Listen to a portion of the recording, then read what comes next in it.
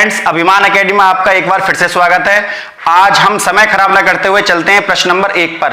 आज पार्टनरशिप का है। पार्टनरशिप को हिंदी में कहा जाता है साझा। साझे का क्या अर्थ है? जैसे कि 3 लोग हैं ABC, या उनके नाम हो सकते हैं राम, श्याम या मोहन। तो 3 लोगों ने मिलकर कोई बिजनेस स्टार्ट करा। तो जैसे हमें बैंक हमें ब्याज देता है, ऐसे ही पार्टनरशिप में जो हम साझे में पैसा लगाते हैं तो प्रॉफिट होने के बाद वो साझे का पैसा सब में बंटता है। तो इसी से साझा शब्द, पार्टनरशिप शब्द का जन्म हुआ है। इस पर आधारित एक प्रश्न है। चलते हैं प्रश्न नंबर 1 पर। जैसा कि आप डिस्प्ले पर देख पा रहे होंगे, क्वेश्चन है राम, श्याम और मोहन ने क्रमशः 15,000, 18,000 और 21,000 रुपए लगाए। एक धंधा शुरू किया। 1 वर्ष के अंत में कुल उन्हें 90,000 रुपए का लाभ हुआ। तो बताइए मोहन को कुल कितने रुपए के लाभ के रूप में प्राप्त होंगे? अब राम, श्याम और मोहन हैं, तो आप लिख लेंगे राम, श्याम और मोहन। तो आप देख रहे हैं राम ने, श्याम ने और मोहन ने कुछ पैसे लगाए। इसमें राम ने जो पैसा लगाया है, राम ने पैसा लगाया है 15,000 रुपए और श्याम ने जो पैसा लगाया है 18,000 रुपए और मोहन ने जो पैसा लगाया है वो लगाया है 21,000 रुपए। सबसे ज्यादा मोहन लेकर आया।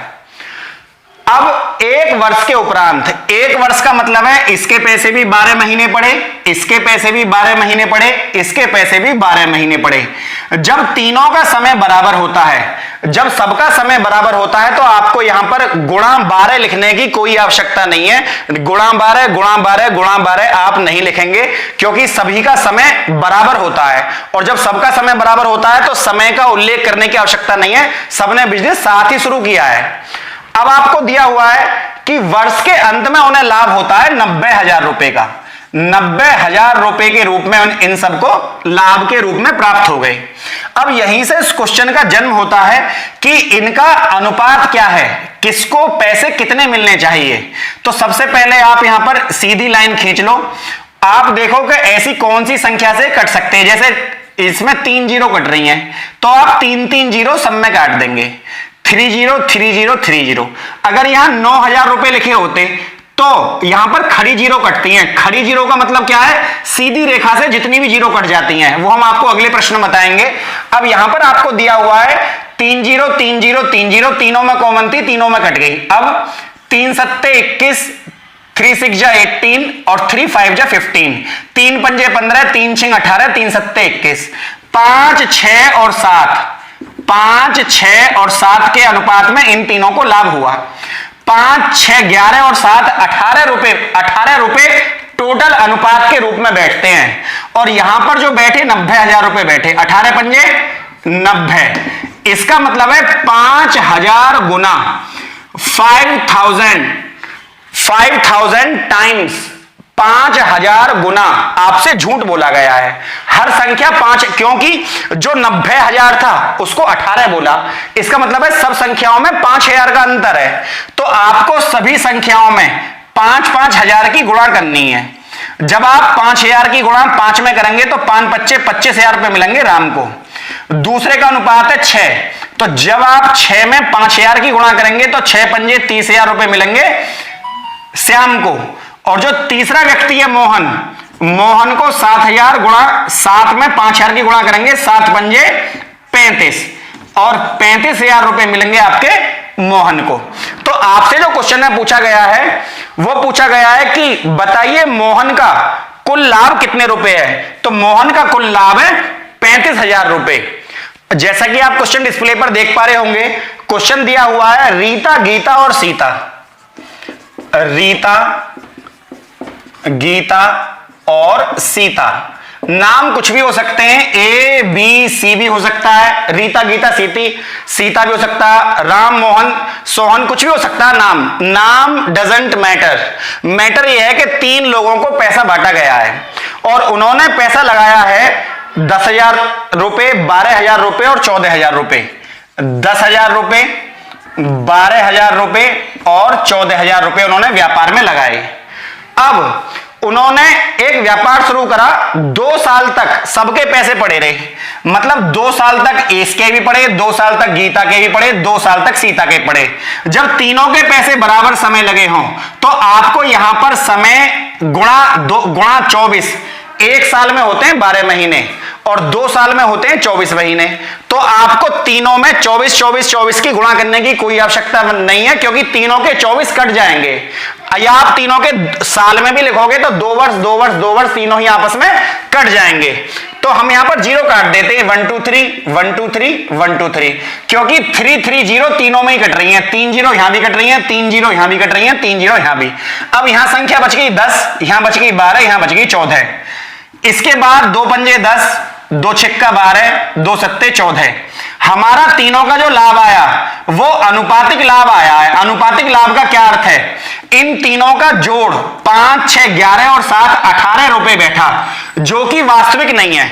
हमें वास्तविक लाभ जो दिया हुआ है, वास्तविक लाभ हमको दिया हुआ है 2 वर्ष के बाद 72,000 रुपए, 72,000 रुपए वास्तविक लाभ। 18 चौक 72, हमसे 4,000 गुना का झूठ बोला गया है। अब 4,000 गुने का झूठ है तो आप 4,000 की गुणा इसमें भी करेंगे, 4,000 की गुणा आप इसमें भी करेंगे और 4,000 की गुणा आप इसमें भी करेंगे। 4 पंजे 20,000 रुपए हो गए रीता के, ऐसे ही 4 छिंग 24,000 रुपए हो गए गीता के। इसी प्रकार 4,000 की गुणा आप 7 में करिए, 4 सत्ते 28,000 रुपए। आपको 4,000 की गुणा रीता में भी करनी पड़ेगी, 5 में भी। अगर आपको गीता के निकालने हैं 6 की गुणा 4,000 में करिए, आपको सीता के निकालने हैं 4,000 गुणा 7 में करिए। तो रीता को मिलेंगे इस 72,000 में से 20,000 रुपए रीता के हैं, 24,000 रुपए गीता के हैं और 28,000 रुपए सीता के हैं। आपसे प्रश्न में पूछा गया है कि सीता को लाभ के रूप में कितने रुपए मिलेंगे, तो सीता को लाभ के रूप में 28,000 रुपए मिलेंगे। तो फ्रेंड चलिए चलते हैं नेक्स्ट क्वेश्चन पर। इस बार क्वेश्चन तो वही साझा का है, लेकिन क्वेश्चन को थोड़ा सा चेंज किया गया है।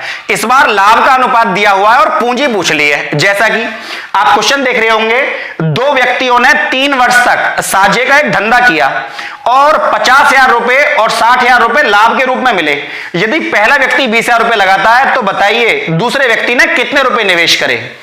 अब हमने माना 2 व्यक्ति हैं ए और बी, इनकी पूंजी हमको पता नहीं है, लेकिन हमें इनका लाभ पता है। लाभ का मतलब है प्रॉफिट, जो इन्हें लाभ हुआ, और इनको जो लाभ हुआ है वो हुआ है 50,000 रुपए और 60,000 रुपए। 50,000 रुपए का लाभ तो आप लिखेंगे ए के नीचे, क्योंकि ए का लाभ है 50,000 रुपए और बी को हुआ था 60,000 रुपए का लाभ, तो 60,000 रुपए लिखेंगे आप बी के लाभ के सामने। अब ए ने जो पूंजी लगाई, पहले व्यक्ति ने पूंजी लगाई है 20,000 रुपए, पूंजी के सामने ए के नीचे लिखिए 20,000 रुपए, और हमें बी की पूंजी पूछी है तो बी की पूंजी हम एक्स मान लेते हैं। हमको नहीं पता बी ने कितनी पूंजी लगाई।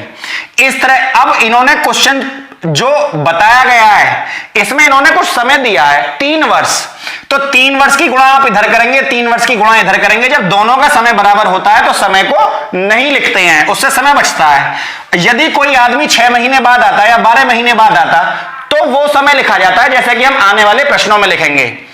तो अब आप देखेंगे इस तरह के प्रश्न में डाटा ये दिया हुआ है, हमें लाभ दिया हुआ है, हमें पूंजी दी हुई है और बी की पूंजी पूछी है, तो आप क्रॉस मल्टीप्लाई करेंगे 5, जैसा कि आप 50,000 की गुणा तो करेंगे एक्स में, मतलब 50,000 और गुणा एक्स, और 60,000 की गुणा आप करेंगे 20,000 में, 60,000 गुणा 20,000। अब आपको क्या करना है 1 2 3 4, 4 जीरो से 4 जीरो काट दो, 1 2 3 4। अब 5 से 20,000 कट जाएगा, 20,000 जब 5 से कटेगा कितनी बार कटेगा, 5 चौक 20, 4,000 बार कट जाएगा। अब x की वैल्यू आपके सामने आ रही होगी, 6 चौक 24, 6 4 जा 24 और 6 4 जा 24 और 3 0। इसका मतलब है 24,000 रुपए की पूंजी लगाकर बी व्यापार में शामिल हुआ था, 24,000। चलिए चलते हैं नेक्स्ट क्वेश्चन पर। जैसा कि आप क्वेश्चन डिस्प्ले पर देख पा रहे होंगे, क्वेश्चन दिया हुआ है 3 साझेदार हैं, उन्होंने पैसा लगाया है। हमने माना 3 साझेदार है ए बी और सी, और तीनों का पैसा लगा हुआ है 60,000 90,000, और तीसरे का पैसा पता नहीं है, एक्स मान लो इसका। मान लो पहले का पैसा 60,000 रुपए लगा और दूसरे का पैसा जो लगा है वो आप मान लो 90,000 रुपए। और तीसरे का पैसा नहीं पता, इसका आप x मान लो। लेकिन ये इनकी पूंजी है, ये इनका अमाउंट है जो इन्होंने बिजनेस में, व्यापार में लगाया। अब हमें जो इनका दिया हुआ है प्रत्येक का लाभ हमको दिया हुआ है, यदि अवधि के अंत में प्रत्येक को इतने इतने इतने रुपए का लाभ होता हो, 30,000, 45,000 और 40,000 लाभ, 30,000, 30,000 और 45,000 मतलब 45,000 और 40,000 रुपए का इन तीनों को लाभ हुआ। तो इसके दो तरीके हैं प्रश्न के। आप चाहो तो इस क्वेश्चन को ए बी सी तीनों की वैल्यू निकाल के कर सकते हो, और यदि केवल x की सी की पूंजी पूछी गई है तो आप इस क्वेश्चन को यहीं सॉल्व कर सकते हो, जैसा कि हमने पहला क्वेश्चन करा था। इसकी ट्रिक क्या है, आप 45,000 की गुणा x में करिए, 45,000 गुणा x, और 90,000 की गुणा आप 40,000 में करिए, 90,000 गुणा 40,000। तो 45 दूनी 90 और x है, x की वैल्यू आ गई 40 दूनी 80,000। और आपसे यही पूछा गया था कि बताइए सी ने कितनी पूंजी लगाई, तो सी ने व्यापार में 80,000 पूंजी लगाई। आपको ए को सॉल्व करने की जरूरत नहीं है। यदि आप ए को सॉल्व करते तो पहले ए बी की वैल्यू निकालते, फिर बी सी की वैल्यू निकालते, और ए बी सी के बाद आप टेबल बनाते, जैसे कि मैंने आपको कल टेबल बनानी सिखाई थी लास्ट वीडियो में, जो मैंने आपकी कल पब्लिश की थी। तो आप वो हमारी प्लेलिस्ट में जाकर देख सकते हैं कि तीनों की वैल्यू कैसे निकालते हैं। फिलहाल इसकी ट्रिक ये है, जब ए बी सी की वैल्यू दे रखी हो तो और बाद की पूछी हो तो क्रॉस मल्टीप्लाई करिए, इसकी गुणा इसमें, इसकी गुणा इसमें, और आपस में काट दीजिए, वैल्यू निकल कर आएगी एक्स की, और यही सी की पूंजी होगी। चलिए चलते हैं नेक्स्ट क्वेश्चन पर। हमने अब तक जो प्रश्न करे थे उसमें पूंजी और लाभ की वैल्यू दी हुई थी। इस बार जो आप क्वेश्चन देख रहे होंगे, क्वेश्चन दिया हुआ है, दो व्यक्तियों ने साझे में एक व्यापार इस प्रकार किया कि पहले व्यक्ति पूंजी 3 वर्ष के लिए लगाता है और दूसरा व्यक्ति 5 वर्ष के लिए पूंजी लगाता है। तो हम यहां पर लिख लेते हैं, इस बार जो क्वेश्चन है वो उसमें समय का उल्लेख किया गया, हम लिख लेंगे वर्ष। वर्ष का मतलब है हमें टाइम दिया हुआ है वर्षों में, और हमें जो दिया हुआ है, इसने पूंजी लगाई 3 वर्ष के लिए और दूसरे ने पूंजी लगाई 5 वर्ष के लिए। अब क्वेश्चन में दिया हुआ है कि यदि दोनों समान पूंजियां लगाया, यदि दोनों ने समान पूंजियां लगाया हो तो कुल 1,60,000 रुपए का लाभ हुआ। तो बताइए दूसरे व्यक्ति को कितने मिले। मतलब इन दोनों को होने वाला जो लाभ है वो है 1,60,000 रुपए। क्वेश्चन को बेवजह बड़ा किया गया है, इस क्वेश्चन में कुछ भी नहीं है, केवल क्वेश्चन की लैंग्वेज इसलिए बड़ी की गई है ताकि कोई व्यक्ति अकस्मात उसकी रीडिंग लगाने में या उसको सही से समझ ना पाए तो क्वेश्चन को बड़ा समझ के छोड़ देगा। बल्कि इस क्वेश्चन में और बाकी क्वेश्चनों से और छोटा है। ए का समय दिया हुआ है 3 साल और बी का समय दिया हुआ है 5 साल। आपको क्या करना है, आपको दोनों को जोड़ देना है। 3 और 5 कितने होते हैं, 3 और 5 होते हैं 8। 8 का भाग इसमें दीजिए, 8 दूनी 16। 8 दूनी 16 का मतलब है बी 8 में और 1,60,000 में 20,000 गुने का झूठ बोल दिया है, 20,000 गुने का अंतर है। तो जब आप 20,000 की गुणा 3 में करेंगे, 3 गुणा 20,000, तो आपकी पहले व्यक्ति की वैल्यू आ जाएगी 20 या 60,000 रुपए तो मिलेंगे इसको। मतलब 1,60,000 में से 60,000 तो मिलेंगे पहले वाले व्यक्ति को। और जब आप 5 में गुणा करेंगे 20,000 की तो 20 पंजे 100, मतलब 5 दूनी 10 और 4 जीरो। इसका मतलब है 1,00,000 रुपए, 60,000 रुपए पहले व्यक्ति को और 1,00,000 रुपए मिलेंगे दूसरे व्यक्ति को। तो इस क्वेश्चन में आपको कुछ नहीं करना, समय को जोड़कर अमाउंट में भाग देना है। समय को जोड़कर अमाउंट में भाग दोगे, एक वैल्यू निकल कर आएगी, उसकी गुणा जिसमें भी करोगे उसकी वैल्यू आ जाएगी। मान लो बी की पूछ रहा है तो 20,000 में बी की गुणा करिए, बी के रुपए आ गए। 20,000 गुणा ए में करिए, ए के रुपए आ गए। तो इस तरह के क्वेश्चन को चेंज करते हैं। चलिए फिर एक क्वेश्चन चेंज करके जो बार बार परीक्षाओं में पूछा जाता है, इस तरह का एक प्रश्न और करते हैं।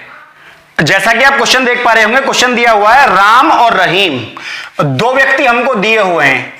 पहले व्यक्ति का नाम राम और दूसरे व्यक्ति का नाम है रहीम।